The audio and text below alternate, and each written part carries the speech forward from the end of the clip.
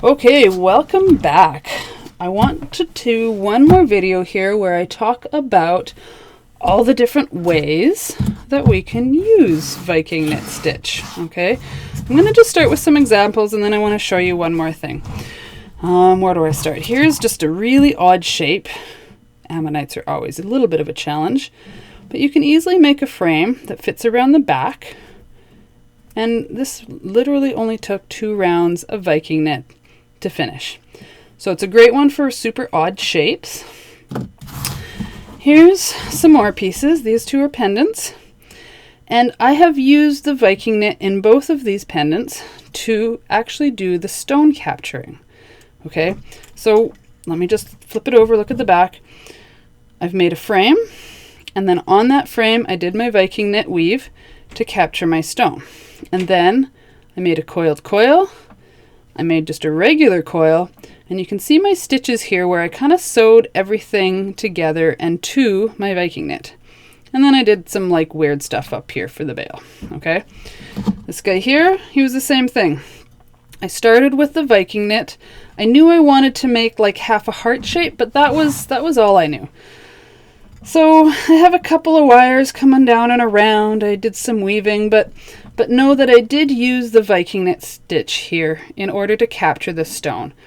But sometimes I like to kind of cover that up.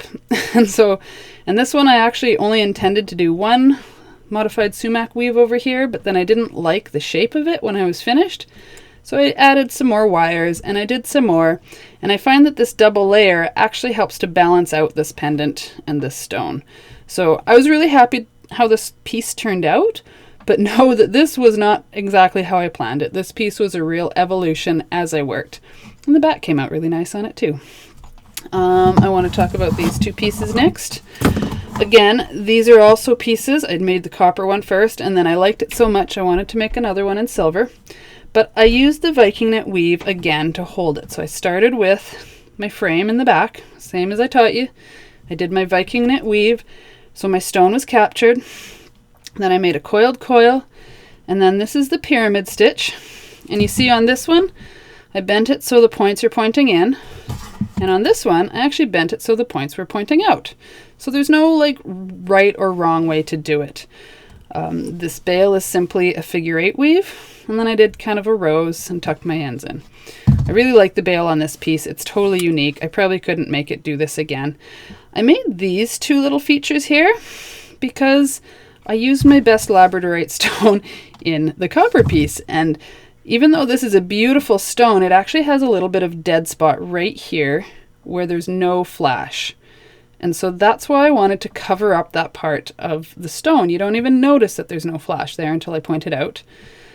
But that really distracts from that flaw in the stone. So this is another piece. I really like how it turned out.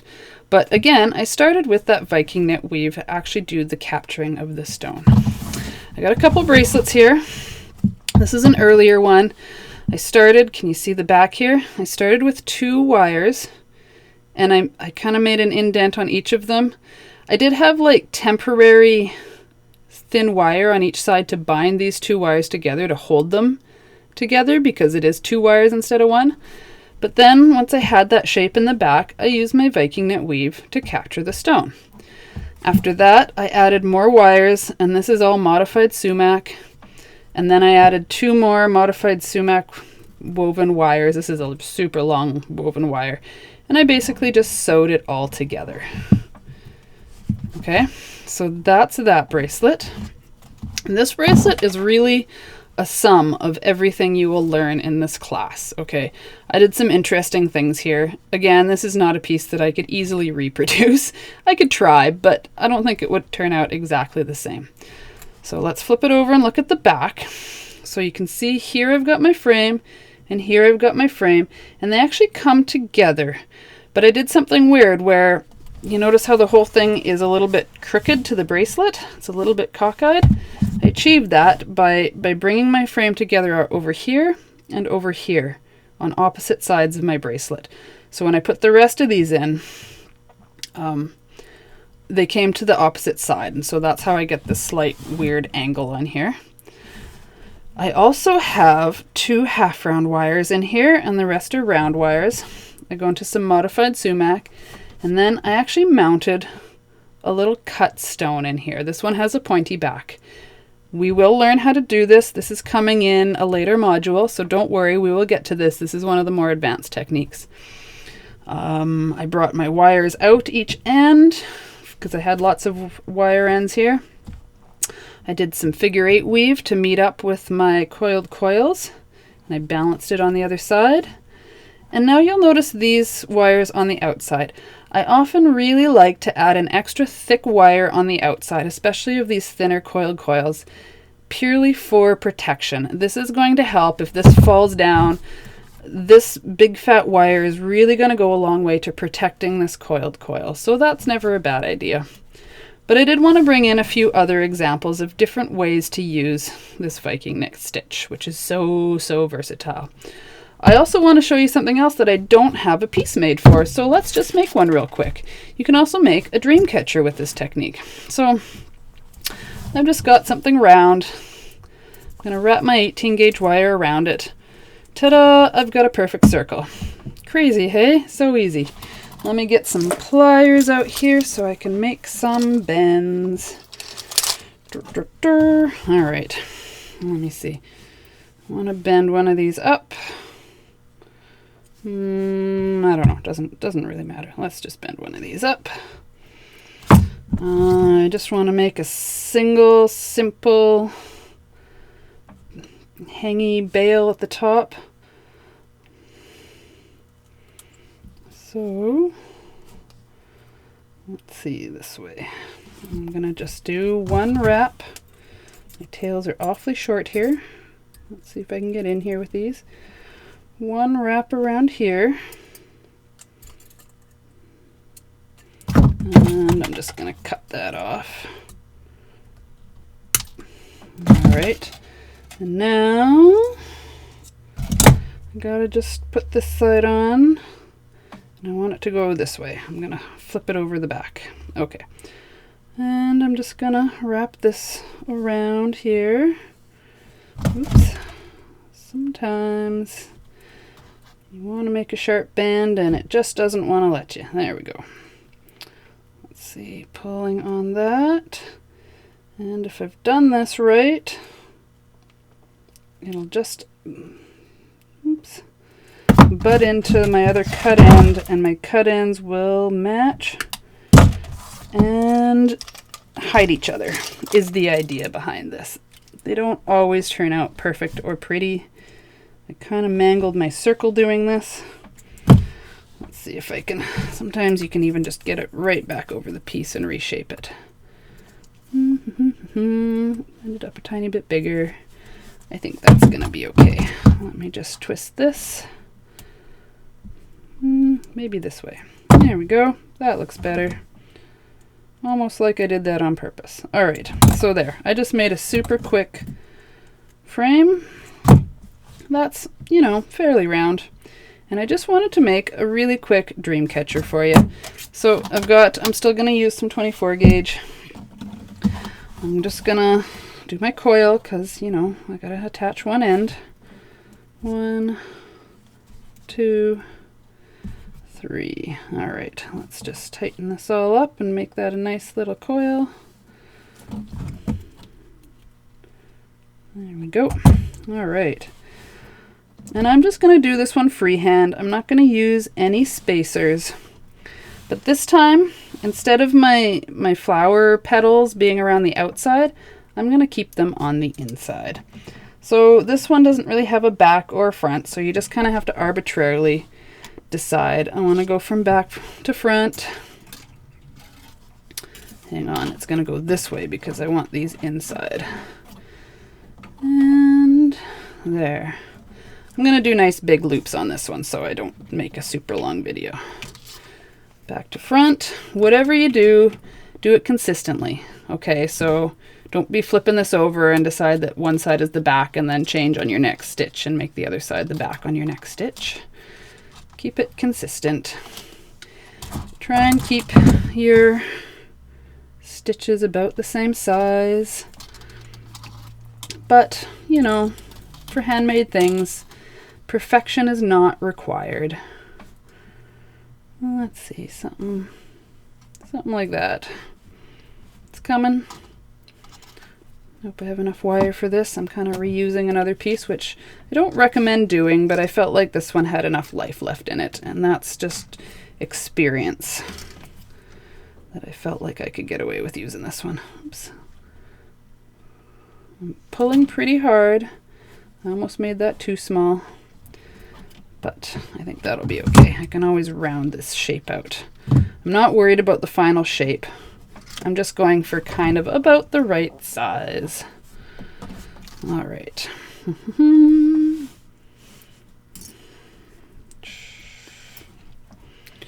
Sometimes these are a little bit finicky. Round that out.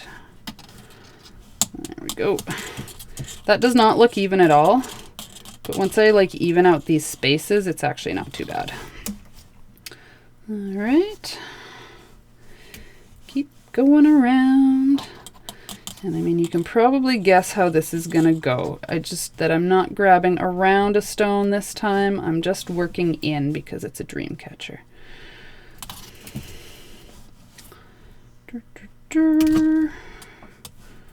All right, about there.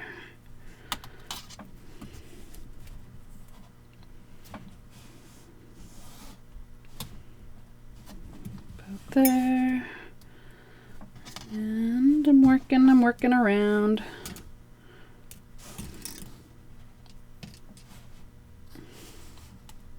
I don't know, something like this. I mean, you can make all these loops as tight or as loose as you want. Again, it's just about trying to be as consistent as possible more than anything else. Oops, I don't want that going around my bale. Let me just... This is not looking super great, but I think it'll be okay. And there. And I totally mangled my frame when I did that last one. I pulled too hard here. There we go. That's looking better. Almost around the outside.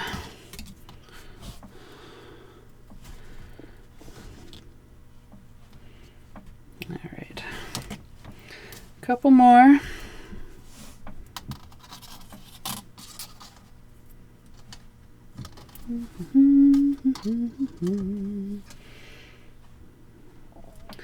And I think I'm gonna put one more right in here on the far side of my bale, because that looks like the spacing that I need and no other reason. Okay, so from here now I gotta go hook into these loops here. So this is actually a little bit trickier. It's got to kind of come around.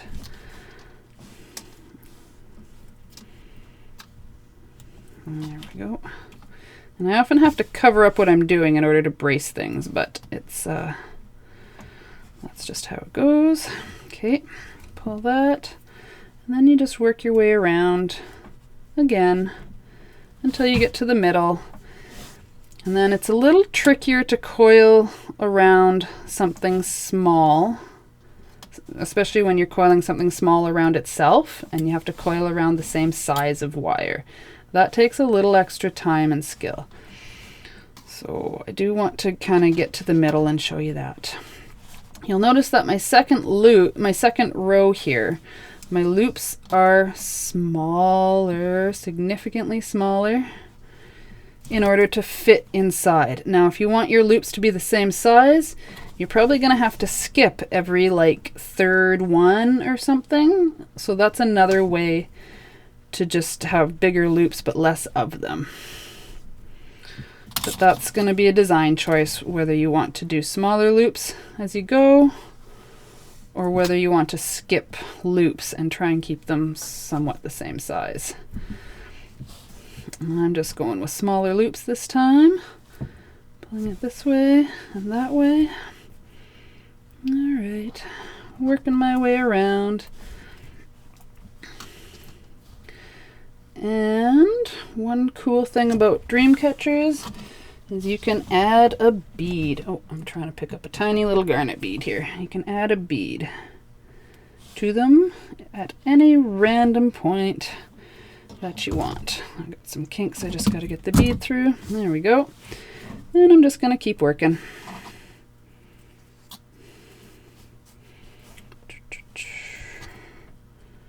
Like that. I do want my bead there. Okay. Cool. Down and back up.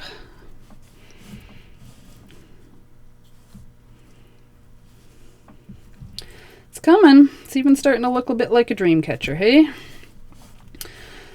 So you don't have to use wire on the inside of your dream catcher. If you want to make your wire frame and do this exact same weave with like string or cord, or I mean traditionally they would use sinew, but I honestly don't know where to source sinew from, and I'm not about to go kill an animal to find some sinew. So you can use whatever material you either have on hand or is available, or whatever.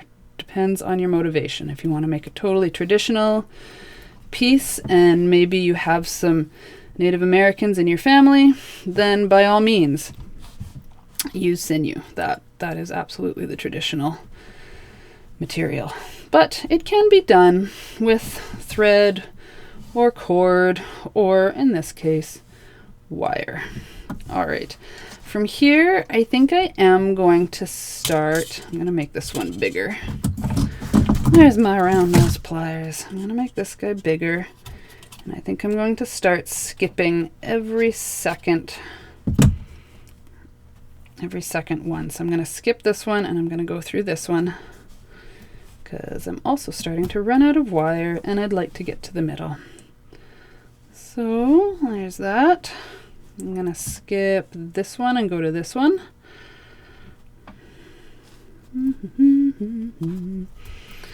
There we go.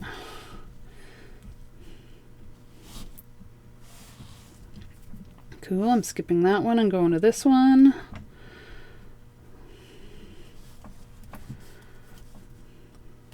Oh, this worked out nicely. This means I'm not even sewing through where my bead is. I can pretend I did that on purpose, but I totally did not. Sometimes you gotta roll with a happy coincidence. And then the next time you have to manufacture it rather than hoping for a coincidence. All right, I'm getting there. I'm almost there. I'm thinking one more quick round after this. Oops, that went around the bail. That's not what we want. There we go. Like this. And this one here. I think this is going to work out nicely, actually. Almost like I planned it out, but totally didn't. All right, I think I do need one more round. I've only got 1, 2, 3, 4, 5. 1, 2, 3, 4, 5, 6. 6 loops. So now I'm just gonna weave through these long ones, and there should be half as many. My wire is getting kind of short. It's not getting easier to work with. You can imagine it's fairly fatigued at this point, and I have to be kind of gentle with it, and as it gets shorter, it's gonna just get a little bit tougher. All right.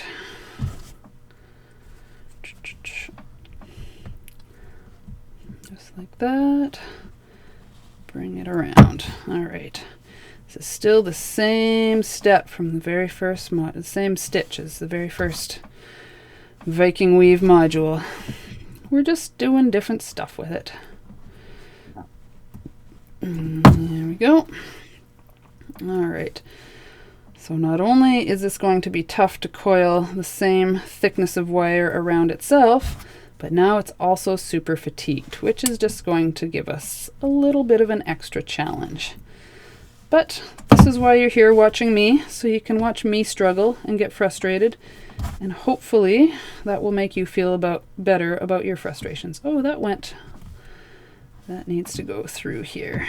Not the end of the world. This is like the very last stitch. So if you got the one stitch wrong and it was the very last one, that's going to be okay. All right, let's go like that. Like that. All right. I think I'm just going to bring it over here and I'm going to coil around right here. So this is something that We'll take a minute and a little bit of extra care. You gotta pull it just the right length. I'm just gonna fold it there so that it'll kind of hook where I want it to hook. Okay, there we go. You notice I pulled it off that way, and that's gonna keep my coil kind of tight. So that's once around there. Let's poke it back through. This is probably some of the slowest coiling you'll ever do, because you can only get half a coil per like stitch. Let's squish that together. There we go. Not much tail here. I literally had exactly the right amount of wire, which is actually not ideal. You usually want a little extra wire than this. Cool. I think that's my third one. I'm gonna get my cutters in there. Let's see, can you see this? There we go. Get my flesh cutters in there. Oops, making sure to only cut the tail off. You don't want to be cutting any of these other wires. That's just going to cause you grief. And I cut a wire off my finished piece, so always come back in and tuck that wire down. I've got a tail here I can cut off too. There we go.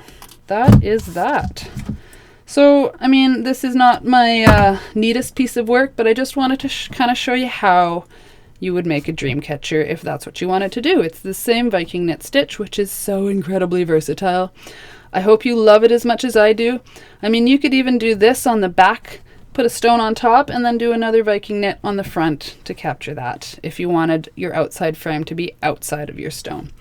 So you're probably going to come up with a whole bunch of different ways to use this Viking knit that never would have even occurred to me. So please, please, please do share your photos and ideas. I love getting new ideas. I hope you found this valuable. Have a wonderful day. Thanks for watching.